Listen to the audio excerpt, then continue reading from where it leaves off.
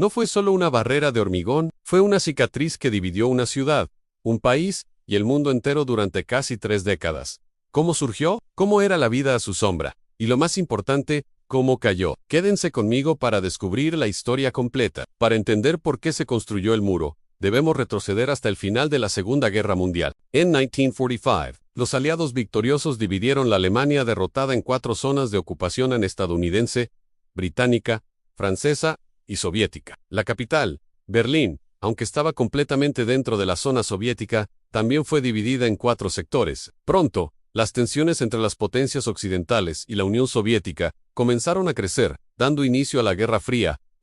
Las zonas de ocupación occidentales se unieron para formar la República Federal de Alemania, o Alemania Occidental, una democracia capitalista. En respuesta, la zona soviética se convirtió en la República Democrática Alemana, o Alemania Oriental, un estado comunista bajo la influencia de Moscú en Berlín, se convirtió en un punto de fricción único. Berlín Occidental era una isla de libertad y capitalismo dentro de la Alemania Oriental comunista. Era una ventana al mundo occidental, próspera y libre, que contrastaba enormemente con la vida bajo el régimen oriental. Durante la década de los 50, esta frontera abierta en Berlín se convirtió en una enorme válvula de escape. Millones de alemanes orientales, descontentos con la represión política y las dificultades económicas, simplemente cruzaban de Berlín Oriental a Berlín Occidental para buscar una nueva vida. Se estima que entre 1949 y 1961, casi 3 millones de personas huyeron. Esta fuga masiva de cerebros y de mano de obra cualificada era una catástrofe para la economía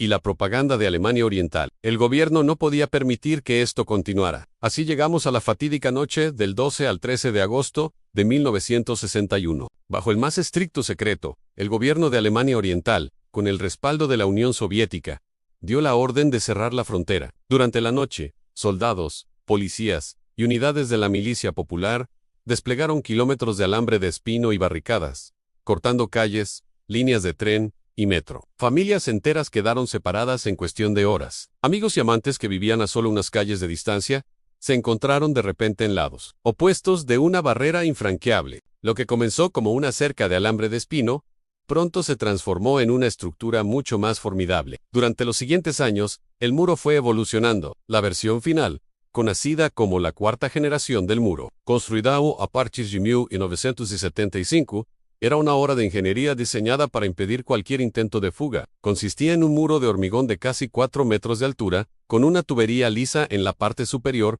para que nadie pudiera agarrarse a no. Pero eso no era todo. Detrás de este primer muro se extendía la llamada Franja de la Muerte. Esta era una zona de hasta 150 metros de ancho, que incluía una cerca electrificada, zanjas antivehículos, camas de clavos, patrullas de perros guardianes, y lo más aterrador de todo, torres de vigilancia con guardias armados que tenían órdenes de disparar a matar a cualquiera que intentara cruzar. En total, el muro de Berlín se extendía a lo largo de 155 kilómetros, rodeando completamente Berlín Occidental. La vida a la sombra del muro era surrealista. En el lado occidental, el muro se convirtió en un lienzo para artistas de todo el mundo. Sus grafitis coloridos y mensajes políticos eran un grito de libertad y protesta. Los turistas venían a verlo, a pararse en plataformas de observación para mirar hacia el otro lado, hacia ese mundo gris y silencioso. En el lado oriental, la historia era muy diferente. El muro era una presencia constante y opresiva, un recordatorio diario de la falta de libertad. Cualquier acercamiento estaba estrictamente prohibido. La propaganda del gobierno lo llamaba el muro de protección antifascista, afirmando que protegía a sus ciudadanos de las influencias corruptas del oeste. Pero todos sabían la verdad. El muro no estaba diseñado para mantener a la gente fuera, sino para mantenerla dentro. A pesar del peligro mortal, el deseo de libertad impulsó a muchos a intentar cruzar. La creatividad y el coraje de estas personas fueron extraordinarios. Hubo fugas espectaculares, personas que cavaron túneles bajo el muro, que cruzaron ríos a nado, que volaron en globos aerostáticos caseros, o que se escondieron en compartimentos secretos de coches. Una de las historias más famosas es la de la familia Strelzek y la familia Wetzel, que cosieron sábanas y telas para construir un globo de aire caliente y volaron hacia la libertad en 1979. Pero no todas las historias tuvieron un final feliz. Se estima que al menos 140 personas murieron intentando cruzar el muro de Berlín. Sus muertes sirvieron como un trágico recordatorio del precio de la tiranía. La primera víctima fue Ida Sickmann, que saltó desde la ventana de su apartamento en la Bernauer Straße, una calle dividida por el muro, y murió a causa de las heridas. El último en morir por un disparo fue Chris Guethroy, en febrero de 1989,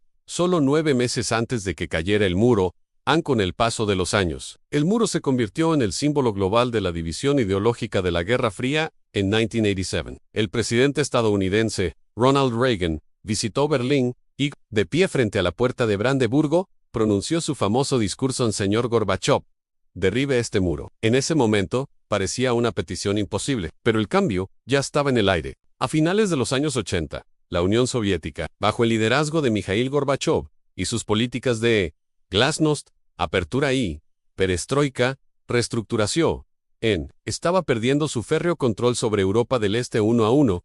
Los regímenes comunistas de la región comenzaron a tambalearse. En el verano de 1989, Hungría abrió su frontera con Austria, creando una primera grieta en el telón de acero. Miles de alemanes orientales aprovecharon esta oportunidad para huir al oeste, dentro de Alemania Oriental. La presión popular crecía. Manifestaciones masivas comenzaron a llenar las calles de ciudades como Leipzig, con gente coreando Wir sind das Volk, que significa nosotros somos el pueblo. El gobierno estaba perdiendo el control. El clímax llegó de una manera casi accidental. El 9 de noviembre de 1989, un funcionario del gobierno de Alemania Oriental, Günther Schabowski, estaba dando una conferencia de prensa televisada en directo. Le entregaron una nota con nuevas regulaciones de viaje que permitían a los ciudadanos solicitar visas para viajar al extranjero. Un periodista le preguntó cuándo entrarían en vigor estas nuevas reglas. Schabowski, que no había sido bien informado, dudó y luego respondió: hasta donde yo sé. Inmediatamente, sin demora, sus palabras se extendieron como la pólvora. Miles de berlineses orientales, que habían visto la conferencia en televisión, corrieron hacia los pasos fronterizos del muro. Los guardias fronterizos, confundidos y sin órdenes claras, se vieron abrumados por la multitud. Ante la presión de miles de personas que gritaban: «¡Abran la puerta!», tomaron una decisión histórica. En el paso fronterizo de Bornholmer Straße, poco después de las 11 de la noche, el teniente coronel Harold J. Gere dio la orden de levantar la barrera. Lo que siguió fue una de las escenas más emocionantes del siglo XX. Berlineses del este y del oeste se abrazaron entre lágrimas, bailaron sobre el muro y brindaron con champán. Personas con martillos y cinceles, conocidos como los Mauerspecht, o pájaros carpinteros del muro, comenzaron a derribar la estructura que los había dividido durante tanto tiempo. El muro de Berlín, el símbolo más odiado de la Guerra Fría, se estaba desmoronando ante los ojos del mundo. La caída del muro de Berlín fue mucho más que la demolición de una barrera física. Marcó el fin simbólico de la Guerra Fría y allanó el camino para la reunificación de Alemania, que se hizo oficial menos de un año después. El 3 de octubre de 1990 hoy, quedan pocos restos del muro en Berlín. Segmentos como la East Side Gallery sirven como un monumento al aire libre y un recordatorio permanente. Nos enseñan sobre el poder del espíritu humano, la lucha por la libertad y la importancia de derribar los muros que nos dividen, tanto los físicos como los ideológicos. Gracias por acompañarme en este viaje a través de la historia del muro de Berlín. Si te ha gustado este video, no olvides darle a like, suscribirte a nuestro canal y activar la campanita para no perderte nuestros próximos documentales.